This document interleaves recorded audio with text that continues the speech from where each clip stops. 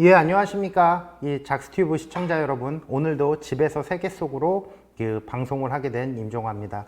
자, 지난 시간대까지 우리는 이제 르네상스라고 하는 테마를 가지고 한번 시작을 해봤다가 르네상스라고 하는 것을 어떻게 해석을 해야 되느냐, 그리고 또 이 르네상스라고 하는 게 진행이 될 때는 과연 이것을 진행이 되는 과정에서 이것을 중세적인 어떤 키워드로 봐야 되느냐, 안 그러면은 근대의 어떤 하나의 영속성으로 봐야 되느냐, 혹은 근대와 중세 중간에 있는 어떤 이 문화적인 사조나 어떤 이 인문학적인 사조가 엄청나게 많이 발달이 되는 어떤 한 시기로 봐야 되느냐, 어떤 그냥 과도기라고 표현을 하는 게 가장 좋을 것 같죠. 그 과도기로 봐야 되느냐라고 하는 걸로 이제 대강 이제 설명을 이제 여러분들한테 해드렸었는데, 어떤 경우가 됐던지 간에 중세 어떻게 해석을 하던지 간에 학자만 간의 의견도 분분하기는 하지만, 분명한 건 이 르네상스라고 하는 시기를 통해서 유럽이 획기적으로 발전이 되는, 경제적으로도 팽창이 되고 어떤 건축이나 어떤 모든 문화적인 사조라고 하는 게 발달이 되는 하나의 어떤 시발점으로서 이 르네상스를 한 200년간의 시기를 해석을 한다 그랬죠. 그래서 지난번에 이제 마지막에 했었던 거를 살짝 조금 이제 우리가 복습을 하고 간다면, 자, PD님 슬라이드 2페이지부터 보고 가겠습니다. 자, 중세 끝 근대의 시작이라고 하는 것, 인문정치사적 관점에서는 어떤 대항해 시대, 그리고 이 대항해 시대나 특히나 마틴 루터의 종교개혁을 통해서 그 어떤 중세의 끝이라고 하는 것을 갖다가 해석을 하고, 경제사적 관점이라고 하는 것은 산업혁명 이후부터 이제 잡는다고 그랬죠. 그러나 산업혁명으로 잡는 것은 중세가 너무 길고, 인간이라고 하는 것, 인간의 경제활동 혹은 인간의 어떤 이성의 발달이라고 하는 것을 너무 생산력 위주로만 생산력 위주로만 평가를 하는 거기 때문에, 인문 정치사적 관점에서 루터의 종교개혁, 더 정확히 얘기하자면 1518년도부터 중세가 사실상 끝났다라고 하는 그것이 이제 더 좀 설득력이 있고, 또한 경제 발전이 가지고 왔었던 어떤 직업의 어떤 다양성이라고 하는 게 매우 이제 많이 이제 르네상스 시기 때는 나오던 시기였다라고 하는 게 이제 우리가 지금까지 이제 공부를 했었던 거였죠. 그런데 이 르네상스라고 하는 것은 뭐 의견이 정말 분분하기는 하지만, 그럼 경제 발전이라고 하는 것을 갖다가 기준으로 잡는다라고 해봤을 때, 혹은 직업의 다양성이라고 하는 것을 기준으로 본다고, 그것도 포함을 시켰을 때, 과연 그러면은 동아시아적인 관점에서는 중세의 끝 근대의 시작 혹은 르네상스라고 하는 어떤 중간 과도기라고 하는 시기를 어느 시기로 잡아야 될까? 이 동아시아 같은 경우에는 조금 많이 다르긴 하지만, 송나라로 잡으시는 분들, 남송시대죠. 남송시대. 뭐 사실 똑같은 송나라기는 하지만, 남송시대로 잡는 분들도 있고, 어떤 분은 몽골의 지배를 받고 있는 원나라 시기로 잡는 경우도 있기는 한데, 대체적으로 PD님 슬라이드 다음 페이지 바로 넘어가겠습니다. 대체적으로 동아시아적인 관점에서는 아마 명나라 초기 건문제를 갖다가 밀어내고 영락제가 황제가 되죠.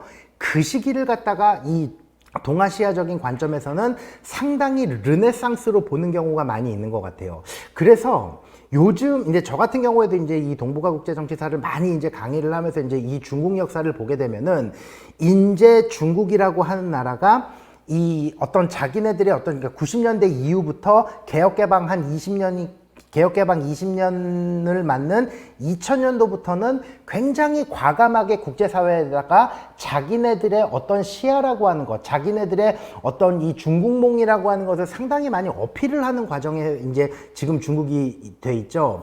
그래서 동아시아적인 관점일 수도 있고 어떤 중국적인 관점일 수도 있기는 한데, 중국의 자국 학자들 입장에서는 그 사람들이 우리의 그 르네상스라고 하는 것을 사실상 명나라 초기 영락제라고 하는 것에 상당히 많이 어떤 그 학문적인 포커스가 지금 기울고 있는 상황이 지금 2020년도에 어떤 이 중국인들 스스로가 보는 어떤 역사관인 것 같습니다. 그래서 동아시아적인 관점에서를 이제 조금 설명을 해드리자면, 자, 슬라이드 다음 페이지 바로 넘어가겠습니다. 자, 영락제죠. 자, 재위 기간을 한번 보세요. 한 2년 정도 재위를 한 황제인데, 그러니까 이 중국이라고 하는 거 우리가 아주 객관적으로 삼자 입장에서 동아시아 사람도 아니고 중국 사람, 한국인도 아니고 중국인도 아니고 동아시아인도 아니고 유럽이나 혹은 중국과 전혀 관계가 없는 사람 입장에서 객관적으로 동아시아라고 하는 시기를 봤을 때 그 시기를 어느 시기를 그럼 르네상스로 꼽을 수가 있겠느냐? 저는 개인적으로 사실 송나라의 어떤 경제 부흥이라고 하는 것을 르네상스로 잡는 것도 맞다라고 생각을 하지만 더 정확히 얘기하자면은 주자학 이데올로기가 아직 정착하기 이전의 명나라. 그죠? 주자학 이데올로기는 사실 영락제 이후에 이제 엄청나게 그 지배 이데올로기로 이제 그 자리를 잡게 되는 하나의 어떤 긍정이 됐든 긍정적인 요소든 부정적인 요소든 지배 이데올로기가 정착을 하게 되는데 그 이전에 영락제라고 하는 사람의 어떤 대외 활동이라고 하는 것을 보게 되면 참 르네상스가 이때가 맞다라고 진짜 부정을 할 어떤 기준은 부정을 할 그 이론은 없는 것 같아요. 왜 그러냐면 유럽의 르네상스라고 하는 것은 십자군 전쟁 끝나고 한 100년 혹은 150년간의 어떤 이 시기적인 갭이 있었어요. 동방과의 무역도 엄청나게 줄어들었을 뿐만이 아니라 제노바 상인들이나 어떤 그런 사람들의 어떤 자기네들끼리의 어떤 상업이 발달이 되는 그 어떤 텀이 존재하기는 한데 경제 발전이 엄청나게 획기적으로 늘어났다라고 하는 어떤 그 기준으로 봤을 때는 그 기준으로 본다면 동아시아 시기 때는 사실상 원나라를 지배했던 쿠빌라이, 그때가 어떤 코스모폴리탄으로서의 대도라고 부르는 북경의 역사가 사실상 엄격히 따지면 그 시작이 되는 거죠.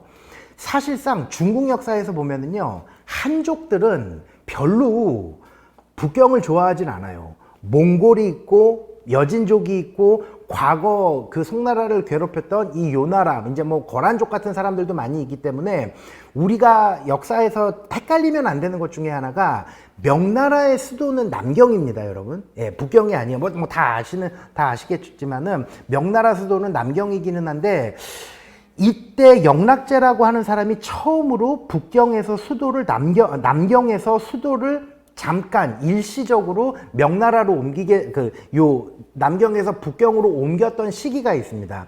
영락제가 죽고 다시 이제 남경으로 이제 내려오기는 하지만 자, 수도를 남경에서 북경으로 옮기는데 자금성을 추가로 건축을 합니다. 그러니까 자금성은 사실 원나라 시대 때도 있기는 했지만 이제 그 외곽 그 도시를 더 이제 허물어가지고 그 궁성의 크기를 더 늘렸던 시기가 이 시기죠. 근데 이 영락제라고 하는 사람의 이 주체라고 하는 사람의 여러분 스토리를 대강 혹시 아시나요? 자, 명나라가 주원장에 의해서 홍무제에 의해서 건국이 됐죠. 근데 홍무제의 태자인 사람이 죽어요. 홍무제 일찍 죽어요. 근데 이것도 사실 천연도로 먼저 주원장보다 먼저 죽게 됩니다. 그래서 이 두 번째 홍무제의 황태자였던 아들 중에 하나가 바로 건문제예요. 그러니까 한마디로 뭐예요? 11살짜리가 왕이 된 거예요. 그러니까는 어때요? 이 영락제라고 하는 사람은 주원장 아들 중에 가장 똑똑하고 가장 이 야전 경험이 많았던 아들 중에 하나고, 그리고 영락제하고 이 원래 자기 주원장보다도 먼저 죽었던 형과도 나이 차이가 그렇게 많이 나지도 않았어요. 한 대여섯 살 정도 차이가 났었는데 자기 정말 어린 조카가 이제 황제가 되고 나니까 이 가만히 있겠습니까? 근데 이제 여러 가지 이제 명분이 잡혀요. 근데 이게 나중에 홍무제 말기에 가잖아요. 주원장이라고 하는 사람은 역대 중국 황제 중에 신분이 가장 애매한 사람 중에 하나죠. 농민 출신, 아주 빈농 출신이 황제까지 올라갔는데 명나라라고 하는 나라의 국가 지배 이데올로기는 뭡니까? 주자학이거든요. 주자학 지배 이데올로기가 이제 했을 때, 만약에 그렇게 됐다라고 했을 때는 어떻게 보면은 주자학 이데올로기에서 가장 뭔가 그 어떤 직업관으로서 좀 띄워줘야 되는 직업군이 농민인 거는 맞아요. 농민인 거는 맞는데 신분이 너무나 이제 조금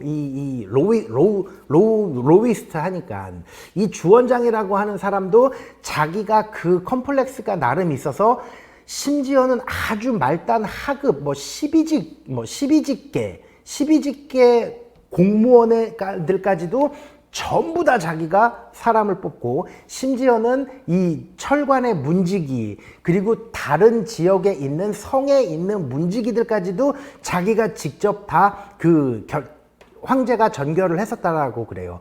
그리고 어마어마하게 공신들을 많이 숙청을 하죠. 그러니까는 명나라 주원장 때, 홍무제 때는 어떤 일이 생기냐면 과도한 중앙집권이 생기게 돼요. 과도한 중앙집권. 그 중앙집권이 생기고 나서 이제 점점 말기에 가게 되니까, 이제는 주원장이 힘이 빠지니까 다시금 이제 주자학자들이 천천히 그거를 하게 다시 이제 권력을 얻게 되는 겁니다. 그러는 와중에서 건문제라고 하는 사람이 나이가 11살밖에 안 됐는데, 그게 뭐가 되겠어요? 11살밖에 안 됐기 때문에 이 사람들이 점점 자꾸 이제 황권에 개입을 하는 거예요. 그러니까는 요 영락제라고 하는 사람이 자기가 그 왕에 있을 때, 어떤 지방에 이제 북경 지역의 몽골 지역과 여진족을 방어를 하는 그 왕에 있을 때, 그냥 일반 번왕에 있을 때는 사실상 요 남경을 이렇게 가만히 보니까 이 자식들이, 공신들이 장난질을 한단 말이죠. 분명히 자기가 어떤 이 조카를 밀어내고 황제 자리를 꿰차고 싶어 하는 명분이 있었던 것은 맞았는데, 그렇다고 자기 조카까지 제낀다라고 하는 것은 조금, 언제나 그렇잖아요. 우리나라도 수양대군이 나중에 세조로 되는 그 과정에서 얼마나 많은 사람들을 죽입니까? 명나라도 이것과 똑같은 패턴으로 이것을 해석을 하시면 돼요. 그래서 한족 군주 역사상에 가장 많은 전투에 참전한 기록을 가진 군주 중에 한 명인데, 이 사람이 문화적인 업적, 학문적인 업적, 어떤 경제적인 업적이 정말 대단한 사람 중에 하나입니다. 말 그대로 영락제, 홍무제를 뛰어넘은, 혹은 이 어떤 태조를 뛰어넘는 황제를 하나 명나라 역사에서 꼽으라면은 두말 않고 영락제를 꼽아야 되는 것처럼, 이 영락제라고 하는 사람이 엄청나게 많은 이제 그 업적을 쌓은 사람 중에 하나인데, 자, 베트남이 역사적으로 외국 군대한테 완전히 사령부까지 털려버렸었던 거. 왕조의 진짜 교체까지 가서 진짜 말 그대로 왕이 가서 꿇어버렸었던 유일한 사례. 원나라 때도 사실상 베트남 정복하다가 실패하죠. 이 바익단강 전투 같은 데에서. 근데 이 영락제 때는 사실상 베트남을 거의 직접 통치를 할 정도로 베트남을 원정을 가서 진짜 탈탈 털어먹는 황제 중에 하나가 이 영락제고, 나중에 원나라가 북원으로 넘어가서 북방에서 이제 나름 몽고가 다시 이제 이 리플렉시브를 한 다음에 남쪽에 있는 명나라 세력과 대치를 하고 있을 때, 4번의 전쟁이라고 하는 거, 사실 전쟁을 크게는 4번을 했다고는 하는데 한 3번 정도는 전선이 성립이 안 됐어요. 몽고 애들이 그냥 도망을 가버렸기 때문에. 그럼에도 불구하고 우선 도망을 갔으니까 그것도 굉장히 승전의 역사에 쳐야 되죠. 4번의 회전에서 전부 다 몽골을 제압한 황제 중에 하나가 이 영락제라고 하는 사람입니다. 그래서 이 사람이 1398년도에 자기의 이제 건문제를 제거하고 황제에 올랐는데, 이거의 정통성에 상당히 문제가 많죠. 그래서 여러분들 혹시 방효유라고 하는 학자를 아시나요? 방효유 찾아보세요. 방효유. 아주 유명한 학자 중에 하나인데, 보통 이제 황제가 새로 오게 되면은 이제 이렇게 친서로 이제 뭔가 이렇게 축하 글을 같은 거를 써주지 않습니까? 이거를 한문으로 뭐라고 하죠? 제가 지금 갑자기 까먹었는데, 아무튼 황제가 새로 등극이 되면 유명한 학자들한테 족자를 직접 받아요. 근데 이 방효유라고 하는 학자가 뭐라고 쓰냐면 연적찬위라는 말을 씁니다. 연적찬위. 연나라에서 온 도적놈이 황권을 찬탈했다. 이거 완전히 그냥 그러니까 자기가 자살을 한 거죠. 근데 이 영락제가 화가 엄청나게 나가지고, 그러니까 이걸 입을 찢어 죽이는 형을 뭐라 그러죠? 입을 찢어 죽인과 동시에 자그마치 구족을 멸해버립니다. 방효유의 부인의 3족을 멸하고, 방효유의 친족의 어떤 그 3족을 멸하고, 거기에서 자그마치 2만 명의 사람이 몰살을 당했다 그래요. 그만큼 이렇게 이 영락제라고 하는 황제가 정말 좀 공도 많지만 그만큼 와일드하고 터프하고 이런 사람들 왕이 원래 좀 그런 경우가 있잖아요. 딱 보면 얼굴도 봐도 이게 얼굴이 원래 까만 게 아니라 야전에서 오래 있다 보니까 피부가 탈색이 돼 버린 겁니다. 그래서 저렇게 좀 거무튀튀한 건데, 자, 이 사람이 가장 커다란 어떤 치부라고 한다면, 뭐 잘못하면 이 명나라로 얘기가 좀 꽂힐 수도 있겠는데, 아무튼 얘기가 나온 김에 조금 해드리게 되면, 명나라 최고 권력 기관이 뭐가 있죠? 명나라 최고 권력 기관 중에 하나가 동창이라고 하는, 저희가 우리가 3회 때인가요? 4회 때인가 비가시 권력에서 한번 다룬 적이 있었죠. 자기가 주원장처럼 엄청난, 주원장은 쉽게 얘기해서 홍무제는 환관들이 글 공부를 시키지 못하게 했어요. 그리고 명나라가, 원래 명나라가 생기고 나서 제대로 된 제대로 된 법전이 나왔을 때 공식적으로 표기가 된 게 환관지, 이게 물자, 공부를 하지 못하게 하는 거, 글자를 배우지 못하게 하는 거, 정말 말 그대로 잡일만 하는, 그렇게 딱 법전으로 박아놔 버렸었기 때문에 환관이라고 하는 사람들이 아주 그냥 확 숨을 죽이고 있다가 영락제가 황제가 돼서 자기의 정통성에 문제가 되니까 전국 규모의 소위 얘기하는 정보기관을 설치를 하는데, 이거는 황제 직속의 정보기관입니다. 그게 바로 대내행창이라고 하는, 공식적으로는 대내행창이라고 하는 거고, 이제 사람들이 편하게 이제 동창이라고 하는 그런 것을 부르는데, 동창이라고 호칭을 하는데, 베트남을 정복하고 정난해변을 통해서 나중에 1398년에 쫓아내버리고 나서 이제는 이 왕조라고 하는 게 어느 정도 안정기가 되다 보니까 인제 명나라가 대외 원정이라고 하는 것을 하게 됩니다. 자, 피디님 슬라이드 다음 페이지 바로 볼게요.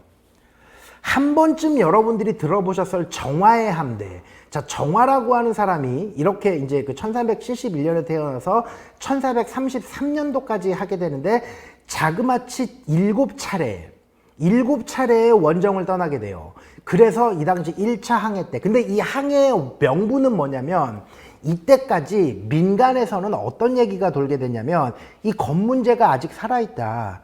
자기 삼촌한테 제거당한 건문제가 아직 어딘가에 살아있는데, 이 황제 입장에서는 당연히 건문제를 찾아서 제거를 해야 되잖아요. 그래서 뭐 죽였겠죠. 근데 그게 어떻게 죽었는지는 사실 사료에 나오지는 않아요. 건문제가 자기 조카를 안 좋은 방법으로 그냥 죽였겠죠. 그래서 그 건문제를 찾으러 가는데 자그마치 어디까지 가냐면 남아프리카 공화국 희망봉까지 갑니다. 그래서 여러분들이 한번 요 정화의 함대 쳐서 백흑이라고 하는 어떤 그런 것을 여러분들이 찾아보게 되면, 1492년도에 콜럼버스가 인도를 항해할 때 갔었던 배보다 자그마치 16배가 컸다 그래요. 그러니까 이만한 게, 그러니까 정화의 함대가 예를 들어서 손으로 대강 말씀을 해드리면, 이만하다면 1492 콜럼버스의 배는 한 요 정도 크기? 16배의 크기가 차이가 났다라고 하니까. 그리고 그 안에는 뭐 시설도 뭐 화장실도 있고 식당도 있고 뭐 여러 가지, 그 당시 배가 아무리 좋다라고 해도 어느 정도 요즘 개념으로 봤을 때는 열악하지만, 그 당시 개념으로 봤을 땐 아주 획기적인 사이즈의 획기적인 시설에 획기적인 항해력이라고 하는 것을 다 갖춘 16배 크기의 배가, 함선이 자그마치 54대였다 그럽니다. 54대. 1492 콜럼버스. 그러니까 항공모함이 54대가 간 거예요, 쉽게 얘기해서. 그렇게 이 건문제뿐만이 아니라, 사실상 이 건문제를 제거를 한 영락제 때뿐만이 아니라 홍무제 말기 때부터 엄청나게 이 해양산업 요 남방에 이제 자기네들이 어떤 해양산업이라고 하는 것을 적극적으로 진출을 하기 위해서 엄청난 배를 많이 만들거든요.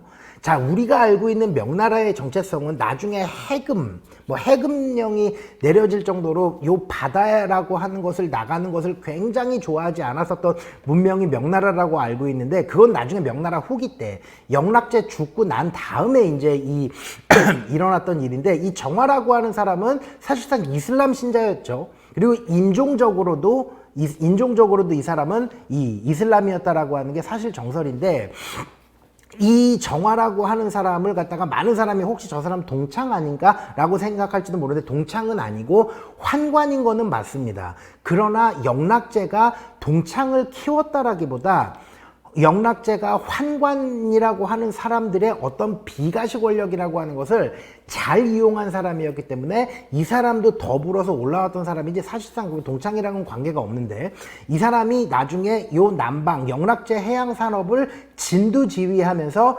1차, 2차, 3차, 4차, 6차, 7차까지 사실상 하게 돼요.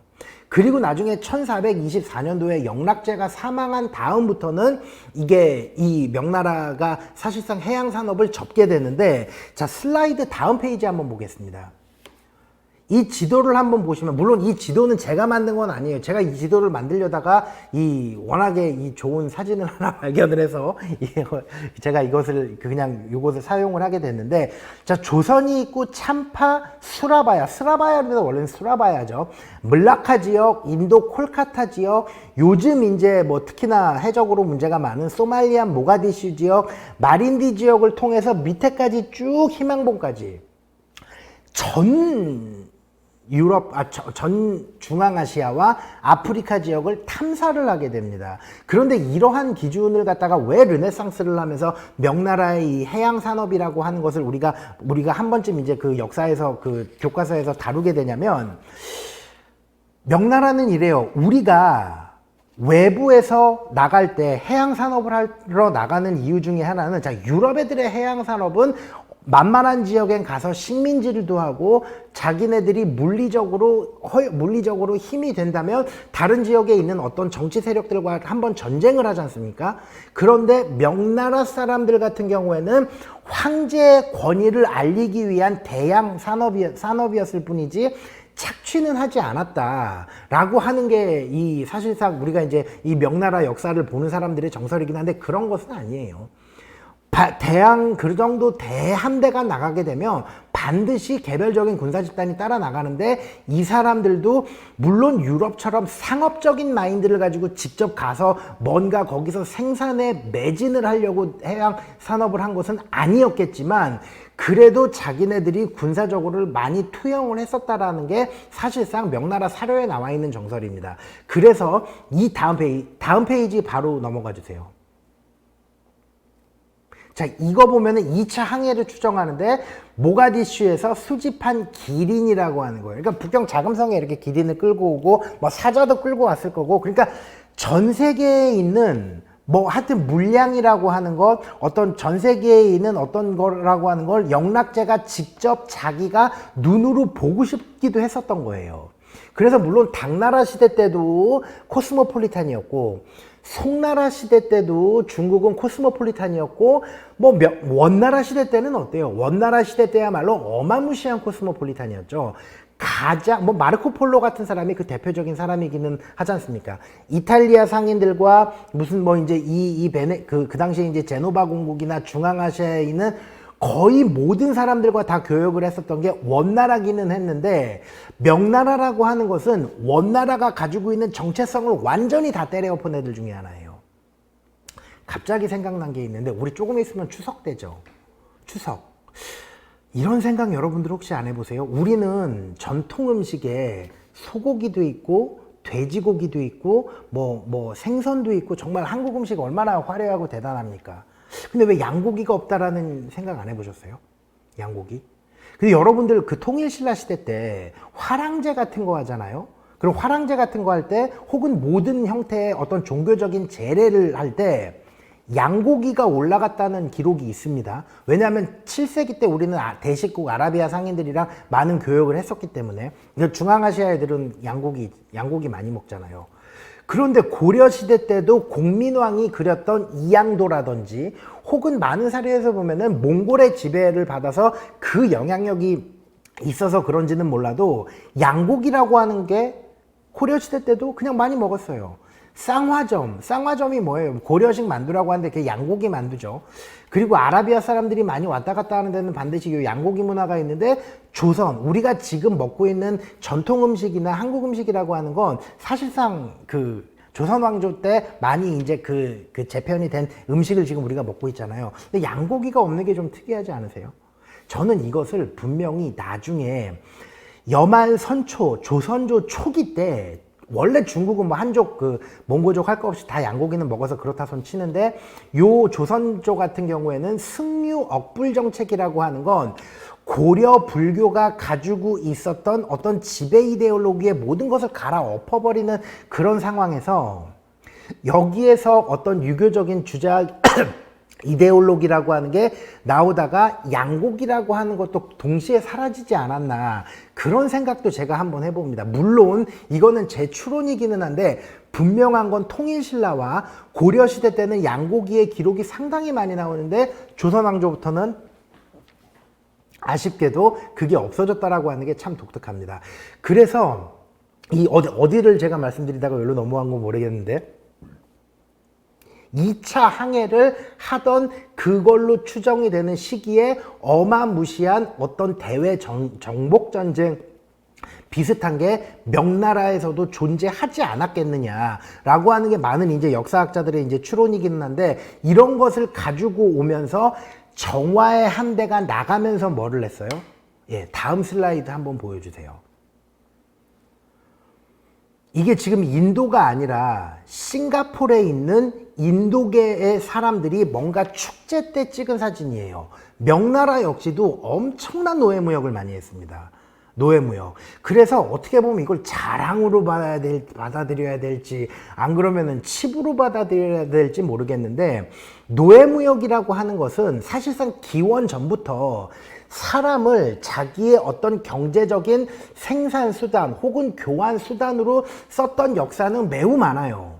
유럽 십자군 전쟁 때도 그랬고, 원나라 때, 송나라 때, 이건 사실상 1900년대 19세기 초반까지는 다 19세기 중반까지는 다 있었던 게 이 노예무역이긴 한데, 명나라 역시도 상당히 많은 인도 지역, 아프리카 지역, 중앙아프리카 지역, 뭐 아라비아 지역, 그 지역에서 사왔던 노예들이라고 하는 것을 엄청나게 많이 동아시아 지역에다가 자기네들이 판매를 했던 기록이 아직까지도 있습니다. 근데 여기에서 중요했던 건 그 노예무역을 진두지휘에 섰던 사람은 어떤 사람들이었느냐? 바로 Overseas Chinese라고 부르는, 우리가 화교라고 부르는 사람들이 이 당시에 그 노예무역을 진두지휘했었다고 그럽니다. 그래서 오늘날 싱가포르도 25%가 인도계죠. 그리고 20%가 또 이슬람계죠. 나머지 한 이제 65에서 60% 정도가 이제 우리가 알고 있는 이제 한족 계열의 이제 이런 그런 중국인들이긴 한데, 이 노예무역뿐만이 아니라 이 역사에서 요 정화의 함대가 왔다 갔다 하면서 자기네들이 그러니까 한마디로 중앙아시아로 갔을 때 갔었던, 그게 나중에 정확하게는 유럽이 동아시아 17세기 들어서 동아시아를 이제 침탈을 할 때의 모습이 이제 그런 모습, 그 길을 그대로 따라서 이제 유럽 애들이 들어오게 되는 건데, 전 세계에서 최대 화교 국가가 여러분들 어디라고 생각을 하세요? 전 세계 최대 화교 국가. 어떤 분들은 뭐 어떤 분들은 그 미국이라고 보시는 분들도 있는데, 전 세계 최대 화교 국가는 인도네시아라고 그럽니다. 인도네시아에 가장 많은 화교가 사는데, 또 차이나타운이 가장 큰 데가 어디냐?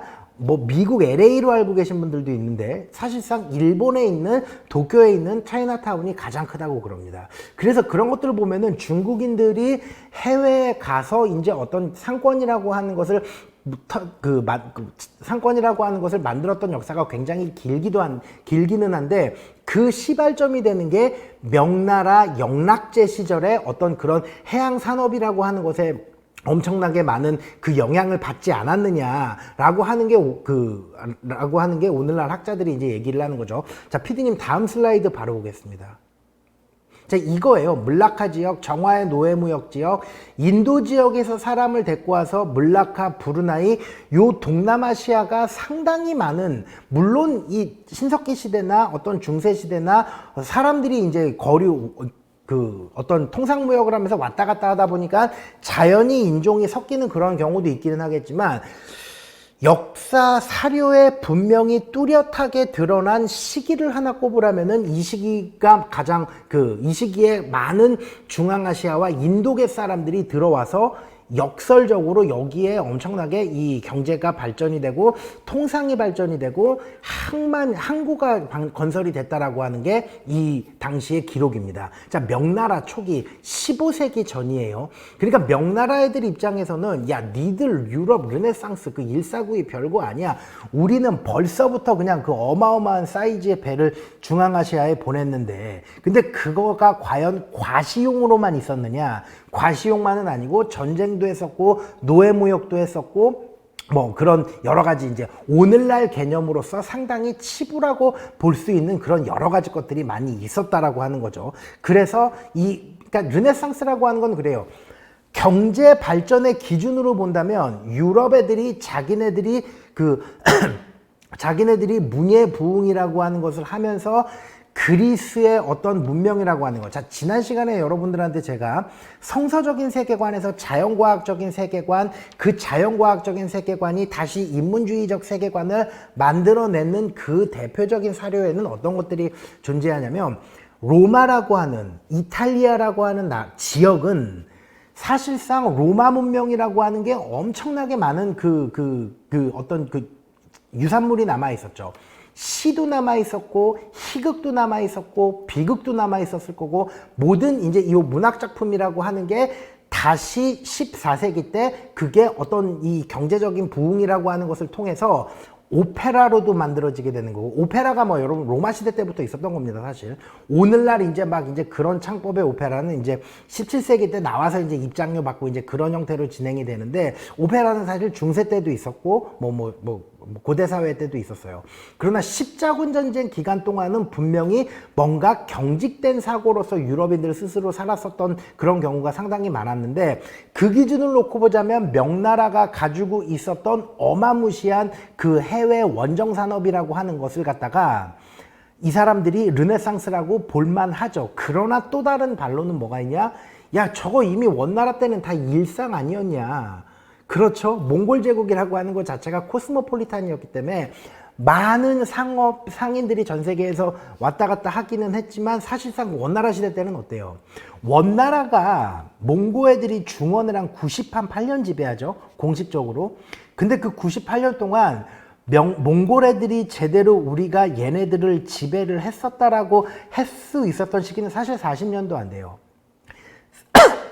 40년 동안은 몽골이 원나라가 한족을 지배하기는 했지만, 나머지 한 40년 동안은 남방 지역에서 끊임없이 농민 반란이 일어나거든요. 그렇기 때문에 여기에서 하나가 튀어나왔었던 게 이제 주원장 같은 이제 농민 지도자기는 하지만, 그렇다고 해도 어떤 이 도시가 발달이 되고 어떤 상하수도 시설이 엄청나게 획기적으로 발달이 되고, 상하수도 시설은 중국 같은 경우에는 당나라 장안 때부터도 사실 엄청나게 발달이 됐었던 게 이제 중국의 상하수도 시설이기는 했죠. 그래서 경제 발전으로만 놓고만 보자면 유럽이 됐든 명나라가 됐든 똑같은 어떤 양적인 팽창을 했었던 거는 맞지만, 명나라 같은 경우에는 과연 송나라 시대 때처럼 어떤 연극이나 희극이나 어떤 그런 문학이라고 하는 게 발달이 됐었느냐, 이것도 그래요. 그러니까 역사라고 하는 게 뭔가 시간이 지나면은 우리가 이제 뭐 발전사관이 있고 뭐 발전사관이 아닌 그런 거 설왕설래 많이 그런 것도 있지 않습니까? 근데 명나라 시대 때는 송나라 시대 때보다 분명히 퇴보했던 시기였던 것은 맞는 것 같습니다. 명나라가 송나라보다 경제적인 규모나 어떤 삶의 질이라고 하는 게 더 극복을 하기 힘들었던 시기가 그 명나라였던 건 맞는데, 분명한 건 몽골이 가지고 있는 모든 문화적인 것을 그 잔재를 갖다가 싹 다 아주 극단적으로 없애버렸다는 거예요, 명나라도. 그거의 연장선상으로 앞서 설명드렸던 제가 어떤 그 양고기하고 이제 그 조선 왕조 그런 거를 갖다가 이제 약간 좀 이제 뭐 농담 반 진담 반으로 말씀을 드리기는 했었는데, 경제 발전의 기준으로 봤을 땐 양나라 양적 그 축적은 분명히 명나라도 르네상스 시대 때도 맞았지만, 인문학적인 시각에서 봤을 땐 유럽이 가지고 있었던 여러 가지 그 어떤 문화 상품이라고 하는 것은 명나라가 솔직히 비교를 할 수가 없는 부분이 굉장히 많습니다. PD님 페이지 11페이지 볼게요. 다음 페이지. 이 전 페이지. 자, 르네상스. 이제 7가지 중에 한 가지를 말씀드리면 우선 인간성의 재발견. 자, 인간성의 재발견, 이성을 중시, 후기 중세를 통칭하는 어떤 무슨 대명사, 이탈리아 거점으로 유럽으로 확대. 이거는 진짜 교과서적인 내용이죠. 교과서적인 내용을 굳이 조금 설명을 추가로 드리자면 인간성의 재발견이라고 하는 건 로마 시대가 가지고 있었던 어떤 여러 가지 것들을 다시 14세기의 15세기 학자들에 의해서 뭔가 다시 이제 재해석이 되고 그게 경극이나 영국 오페라 같은 걸로 만들어진다라고 하는 것. 그리고 어떤 합리적 사유에 기초한 이성을 중시. 이거는 조금 해석의 여지가 있어요.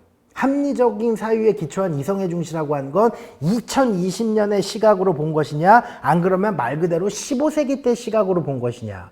뭐가 됐든지 간에 분명히 직업의 다양성이라고 하는 게 만들어지게 되면서 성서적인 세계관이라고 하는 것은 점점 중세 사람들의, 그 당시 사람들에 의해서 이제 좀 잊혀졌다라고 하는 거.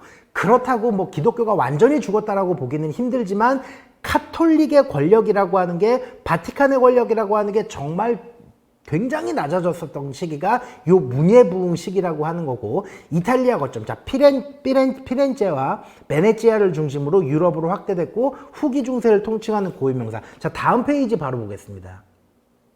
우리가 알고 있는 거, 닌자 거북이 있죠? 미켈란젤로, 라파엘로, 도나텔로, 레오나르도 다빈치. 그런 사람들이 봤을 때는, 자, 레오나르도 다빈치가 여러분들 사실 화가예요, 화가. 화가기는 한데, 이게 다빈치 가지고 상당히 많이 심지어는 다빈치 코드 이야기도 제가 나중에 한번 여러분들한테 해드리고 싶은데, 다빈치 코드는요, 그러니까 움베르토 에코의 미국판이라고 보시면 되죠. 근데 너무나 그 추론이라고 하는 게 역사적인 어떤 그냥 단순히 어떤 재미 위주의 상업적 추론이라고 하는 게 사람들의, 대중들의 어떤 그 지적 호기심을 정말 무지막지하게 흔들어 버렸어요. 한 가지 예를 들어서 2006년도에 다빈치 코드가 처음 개봉을 했죠, 영화가. 원래 책이 나온 거는 2003년도에 천사와 악마가 책이 먼저 나와요. 근데 영화가 천사와 악마가 후편이었죠. 근데 원래는 소설은 천사와 악마가 먼저 나오고 그 다음에 다빈치 코드가 나왔는데, 다빈치 코드, 영화의 힘이 이렇게 무서운 겁니다. 다빈치 코드가 2005년도에 딱 나오고 나서 어떤 일이 있었는데, 제가 그때 프랑스를 처음 갔거든요. 루브르 박물관, 여러분들 그때 가격이 얼마였는 줄 아세요?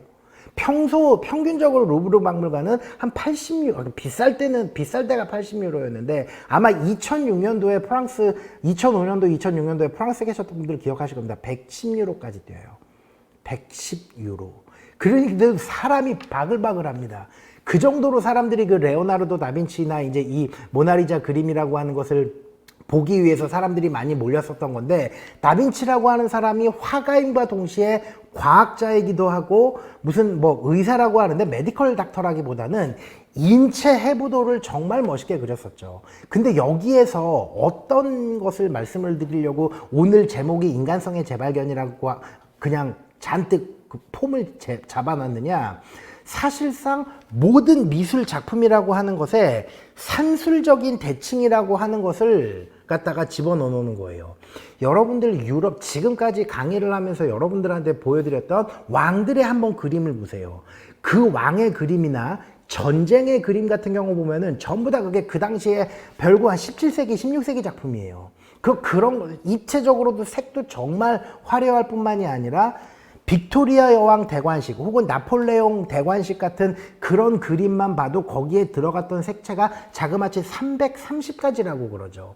그리고 무엇보다도 대칭적으로도 엄청나게 뛰어날 뿐만이 아니라 무엇보다도 사람의 얼굴과 주변 환경이라고 하는 게 정말 사진 찍어 놓은 것처럼 그대로 옮겨 놓는 이유 중에 하나는, 르네상스 시대가 되게 되면은 그림이라고 하는 것에 어마어마한 자기네들의 어떤 원리와 균형에 대한 관심이라고 하는 것을 통해서 수학적 패러다임을 집어넣는 거예요.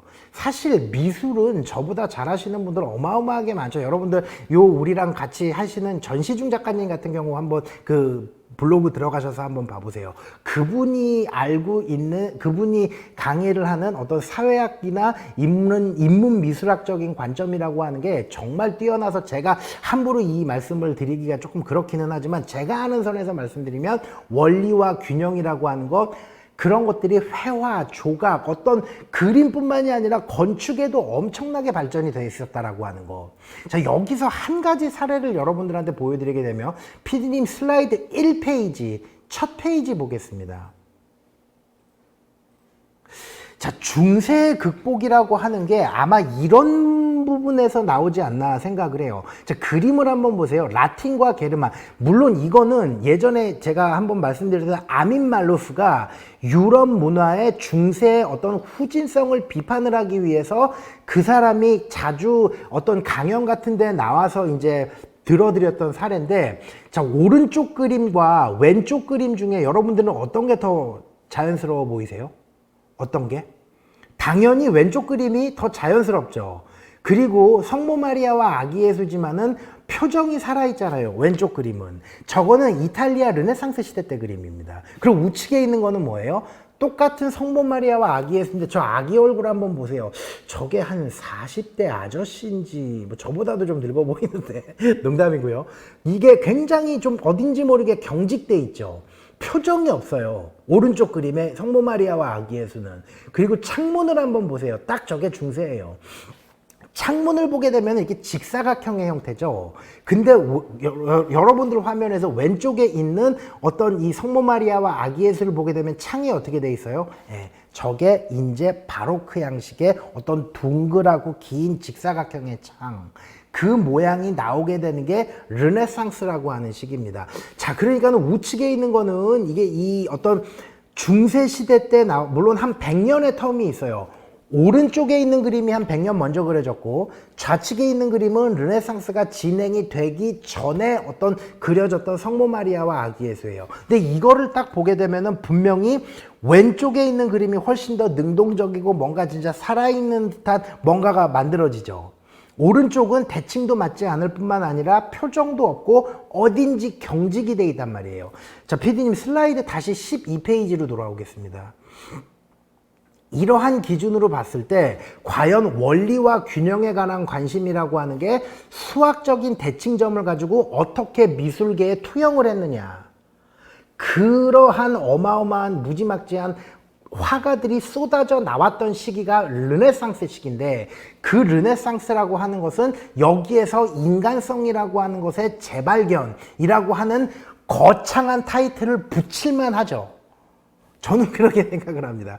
그리고 뭔가 여러 가지, 단순히 그림뿐만이 아니에요. 그리고 이탈리아가 가지고 있는 특유의 어떤 지중해가 가지고 있는 어떤 그런 낙천성이라고 하는 게 정말 소설로도 만들어지고 여러 가지 것들로 이제 만들어지는데 대표적으로 한 가지 여러분들 어떤 사례를 또 들어드릴 수가 있냐면 카멜롯의 전설 아시죠, 여러분? 아더왕. 아더왕의 스토리가 중세 때가 달라지고 르네상스 시기 때 되면은 끝에가 바뀌어요. 아더왕이라고 하는 게 굉장히 그러니까 게르만적인 비장미라고 하는 게 조금 그런 게 있죠. 아더왕은 열심히 싸웠었던, 아더왕은 실존 인물은 아닙니다. 리처드 왕이 실존 인물이고 아더왕은 실존 인물이 아니에요. 이 킹 아서라고 하는 사람이 엄청나게 이제 자기가 무운을 세워서 왕이 됐던 사람인데 죽을 때는 좀 허무하게 죽잖아요. 이게 어떻게 보면은 이 나일리즘이라고 하는 거, 허무주의라고 하는 게 때로는 비장미로 발전이 되거든요.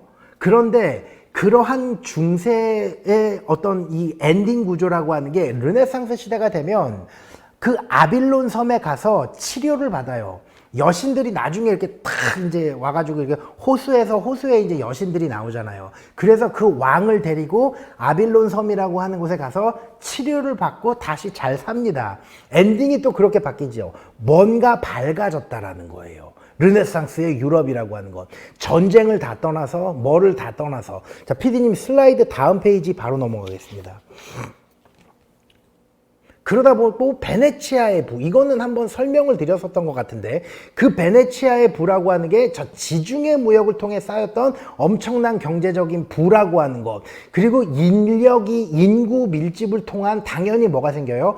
금융업도 생기고 고리대금업도 생길 텐데 여기서 나왔었던 거 사람 여러분들 절대 잊으면 안 되는 거, 이 베네치아의 상인, 머천트 오브 베니스, 그 샤일록이라고 하는 유대계 고리대금업자가 어떻게 이제 그 당시에 이제 그 유대인들이 고리대금업을 했는지 거기에 대해서 이제 나왔었던 게 이 베네치아에 나왔 그 윌리엄 셰익스피어의 소설이기는 한데, 해상무역이라고 하는 것을 통해서 엄청난 선박 제조 기술이 발달이 됐었고, 그 인프라를 통해서 당연히 해군 전력이라고 하는 게 정말 획기적으로 발전이 됐었던 게 이 베네치아라는 거예요. 그 부의 원천이라고 하는 건 12세기 때 십자군 원정이라고 하는 것을 통해서 베네치아로 전 유럽이 몰려들어요, 사람들이. 이렇게 돌아가는 것보다 베네치아에서 비싼 돈을 주고 배를 타고 가는 게 훨씬 더 리스크가 줄어들기 때문에, 그러고 나니까 어떻게 돼요? 십자군 원정이라고 하는 게 교황이 승인을 하고 왕이 병사들을 데리고 가서 그렇게 가는 것보다, 나 십자군 저기 한번 가고 싶은데, 왕이나 영주 세력이 아니더라도 상인들이 의미가 자기네들끼리 뭔가 맞으면 뭐 100명, 1000명, 그 1000명이 다른 데랑 섞여가지고 10,000명이 되고, 그런 사람들이 자기네들끼리 자본을 합쳐서 베네치아에서 예루살렘을 간다는 거죠. 그 예루살렘에 가서는 이제 누군가한테 고용이 돼서 전쟁을 한다든지 이제 그런 요소가 나오기는 하는데, 지리적인 중요성, 유통망, 금융업, 선박 제조 기술, 이게 십자군 전쟁 끝나고 100년 후에 15세기 때부터 폭발을 하게 됩니다, 베네치아가.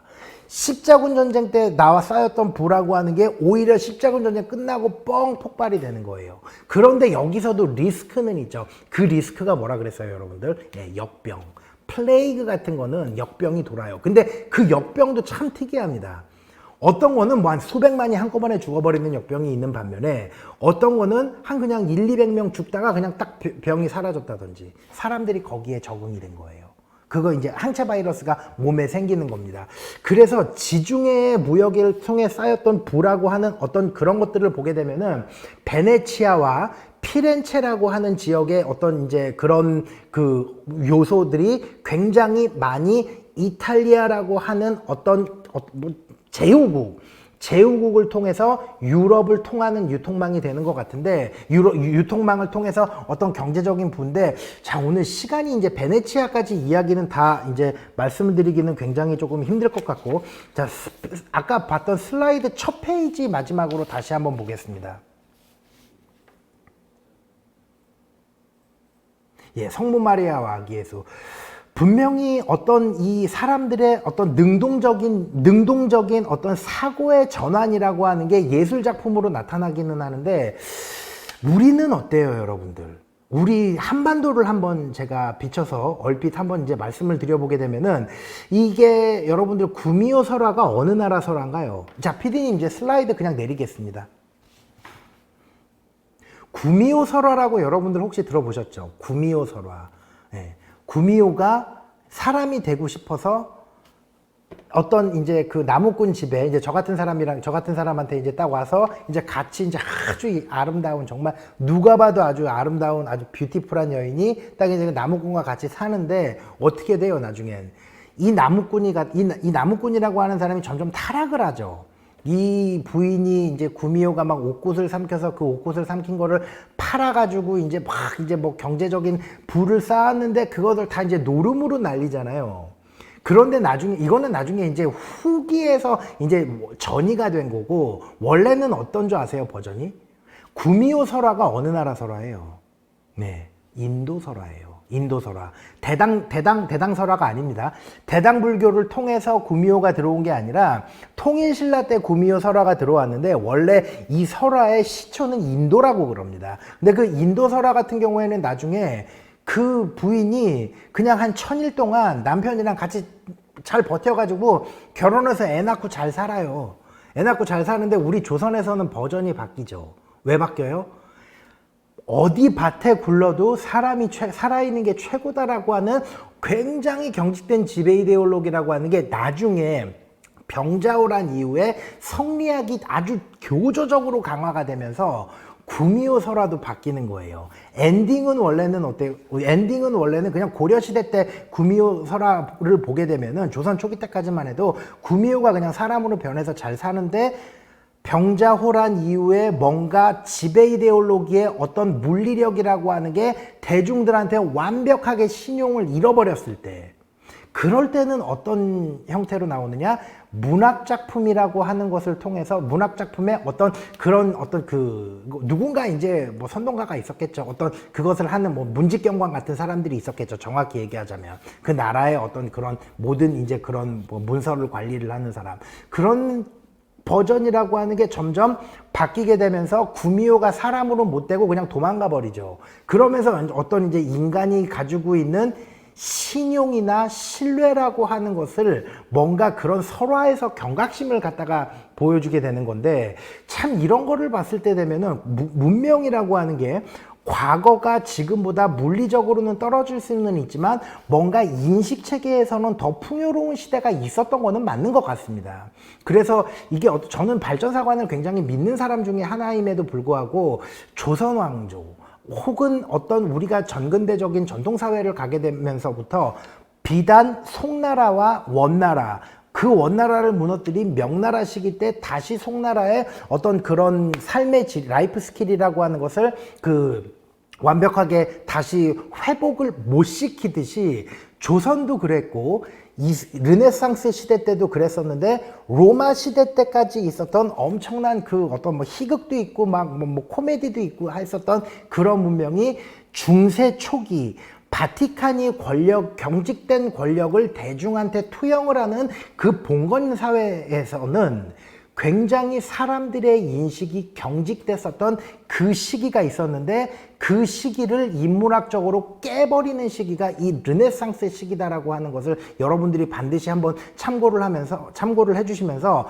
우리나라에도 그러한 사례가 분명히 있었다라고 하는 것.